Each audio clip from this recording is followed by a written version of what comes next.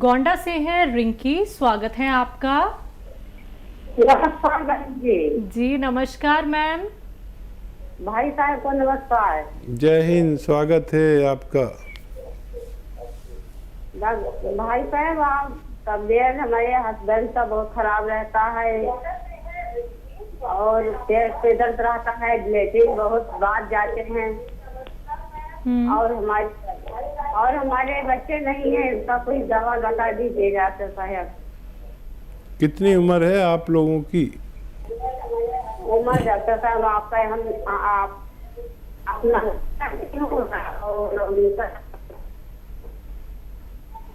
Ma'am दोबारा से उम्र बताइए। मैम नेटवर्क में आके बात कीजिए। हस्बैंड का उम्र कि अपना उम्र? दोनों का 40।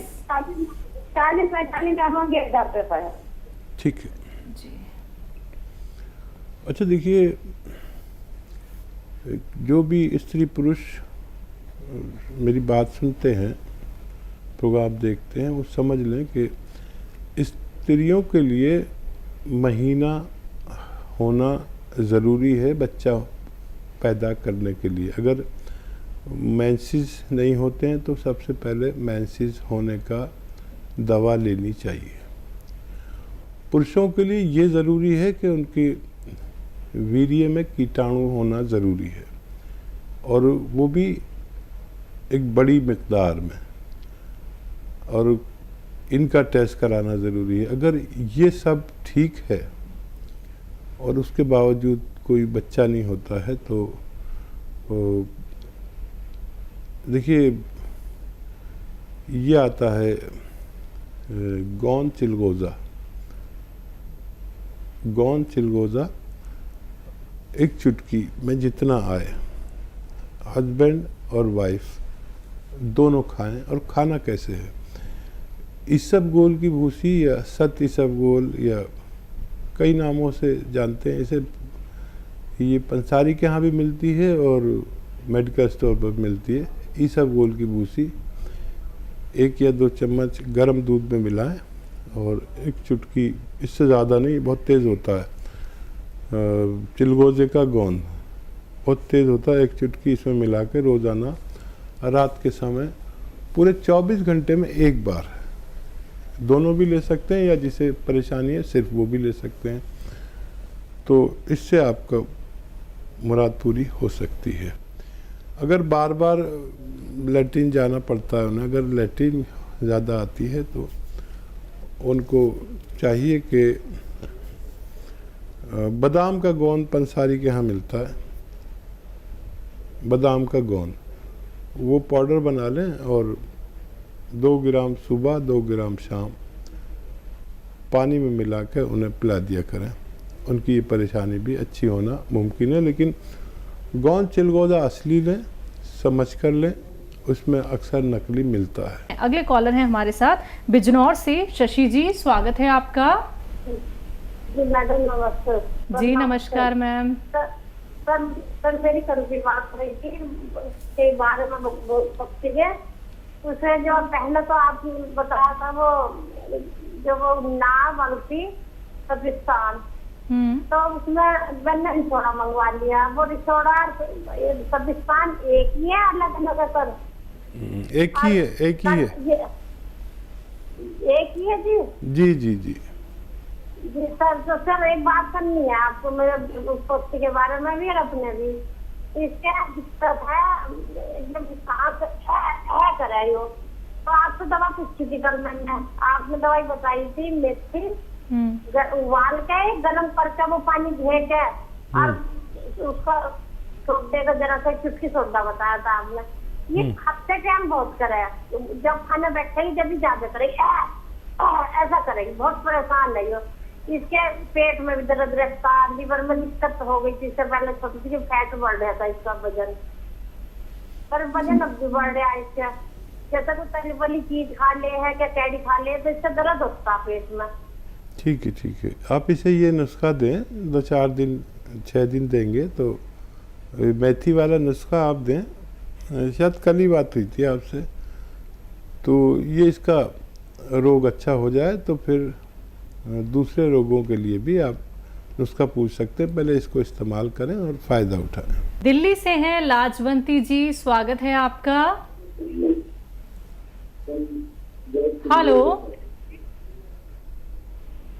लाजवंती जी, आपको मेरी आवाज मिल पा रही है? हाँ जी, नमस्कार। जी नमस्कार मैम। हाँ नमस्कार गुरुजी। आपका तो नाम लाजवंती जी दवाओं वाला नाम है। पहले भी शायद बात हुई है आपसे। हाँ जी, मेरी 2 बार बात हो चुकी है आपसे। कोई प्रोग्राम ऐसा नहीं कि मैं आपका नाम ना लेता हूँ। हाँ, पहले मेरा नाम आपने गलत किया था, लता नाम लिया था जी हाँ तो और बहुत बहुत नमस्कार आपको, आपके चरणों में कोटि कोटि नमन मेरा। स्वागत आपका बहुत। हाँ, मैं पूछना चाह रही थी, मेरे 3 सवाल हैं आपसे। एक तो जो गोंद मोरिंगा है, तो ये सफेद वाला जो आप देते हैं, तो हमने जो पेड़ से निकाला है वो तो थोड़ा ब्राउन कलर का होता है, और जो काला गोंद ये कौन से पेड़ का होता है? ठीक है।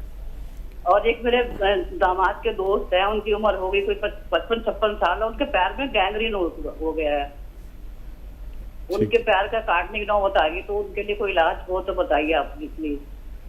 ठीक है। अच्छा देखिए, जो गोंद मोरिंगा है ये जब फर्टिलाइज़र में पैदा होता है तो ऐसा होता है जैसा आपको मिलता है पेड़ से, और वो प्रोसेस नहीं हुआ होता, तो उसको लोग इस्तेमाल करते हैं। ये जो गोंद मोरिंगा है, इसको जब हम 3 साल तक किसी खेत में फर्टिलाइज़र नहीं डालते और गोबर की खाद और ऑर्गेनिक खाद जो डालते हैं, जिसे ऑर्गेनिक कहते हैं, तो वो ऐसा होता है जैसा मैं बताता हूँ। और जो आप बता रही है वो फर्टिलाइज़र वाला है, जो प्रोसेस भी नहीं हुआ होता। हम जो देते हैं वो एक प्रोसेस वाला होता है और उसी को असली माना जाता है, असली इसको भी माना जाता है, लेकिन ये किसी काम का नहीं है सिवाय इसके कि आपको विटामिन सी वगैरह दे दे।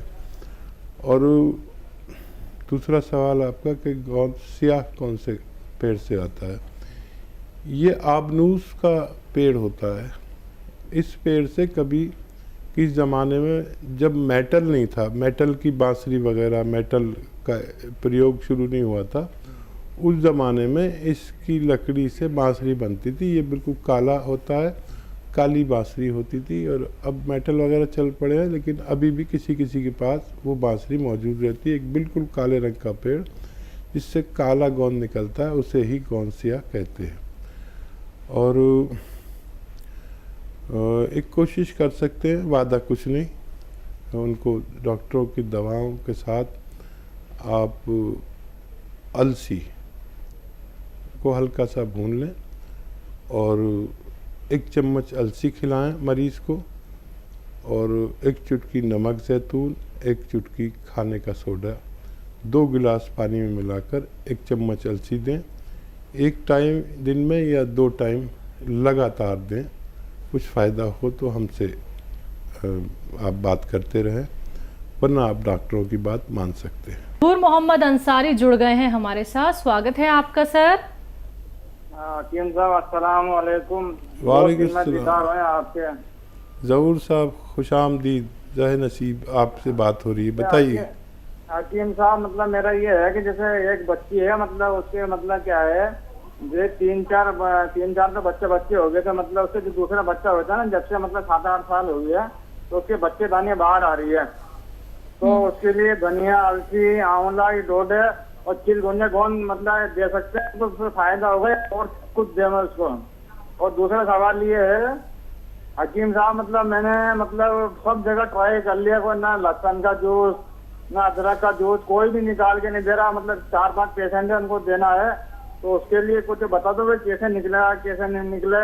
और दूसरी बात, अगर वो दयावती जी से अगर बात हो जाती तो वो नुस्खे भी वही बता देती भाई, कैसे निकला कैसे नहीं निकला। ठीक, ये 2 सवाल है हकीम साहब जी।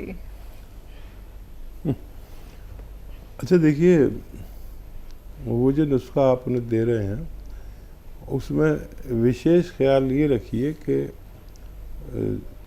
उसमें उन्हें एक ही बार वो नुस्खा दें जिनकी बच्चेदानी बाहर को आ गई है, और उसमें एक चुटकी ही ये वो जो मैंने गोंद बताया चिलगोजे गोंद, वो बस एक चुटकी ही देना है पूरे 24 घंटे में उस नुस्खे के साथ। तो ये शुरू करेंगे तो उनको फ़ायदा होना मुमकिन है।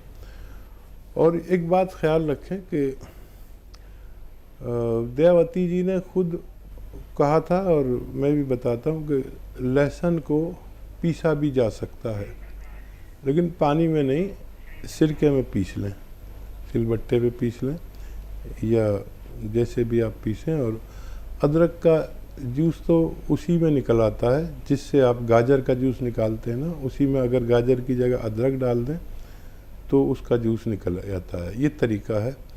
और दयावती बहन ने तो सुन ही लिया होगा, मुमकिन है इस प्रोग्राम में या अगले प्रोग्राम में उनकी कॉल आ जाए। वो लोगों को बहुत फ़ायदा कर रही है। और ये मशीनें आती हैं, कोई निकाल के नहीं देगा, मशीनें आती हैं जो प्रोफेशनल यूज़ के लिए होटल वाले यूज़ करते हैं, तो उसको आप लेंगे तो ये सब बहुत आसान है। पहले मैं भी परेशान रहता था कैसे निकालें, फिर वो मशीन मिली, फिर तो हमने प्लांट लगा लिया। तो इस तरह से आप इस्तेमाल करा सकते हैं। लखन लाल जी हैं एमपी से, स्वागत है आपका। हेलो जी सर। सर मैं सेरोसिस के बारे में पूछना चाहता हूँ। सोराइसिस। हाँ ठीक है जी। देखिए, एक ऐसा रोग जो देखने में ऐसा लगता है जैसे माता निकल आई, चेचक माता कहते हैं ना, जगह जगह दाने दाने दाने। वो माता तो 2-4-6 दिन में ठीक हो जाती है, 10 दिन में।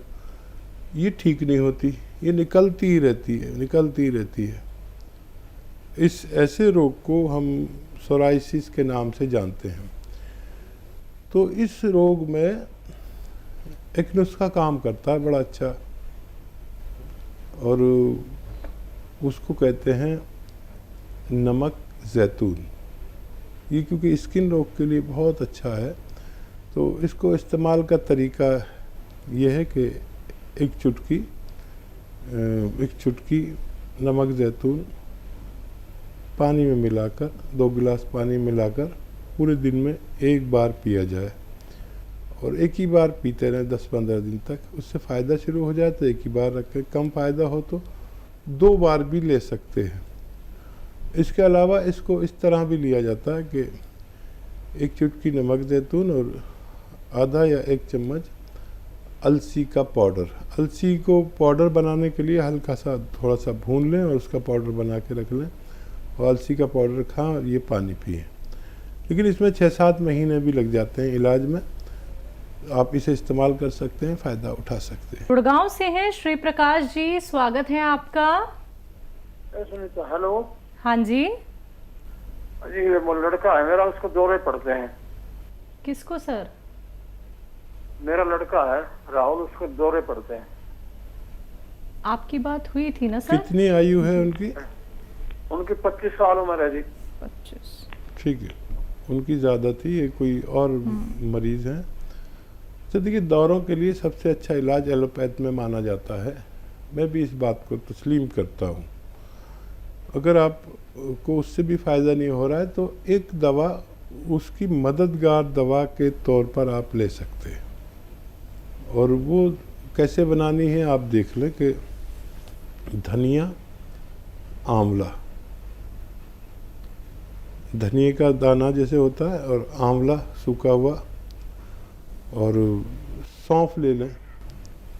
3 चीज़ें 100-100 ग्राम लेकर पाउडर बना लें, और पाउडर बना के रखें। 1 चम्मच खाएं सुबह, निहार मुँह खाएं तो बहुत अच्छा, या रात को सोते वक्त। और खाना कैसे, एक चुटकी नमक जैतून ख़रीदें असली वाला, ये नकली भी मिल जाता है। 2 गिलास पानी में 1 चुटकी नमक जैतून मिलाकर इसको पी लिया करें।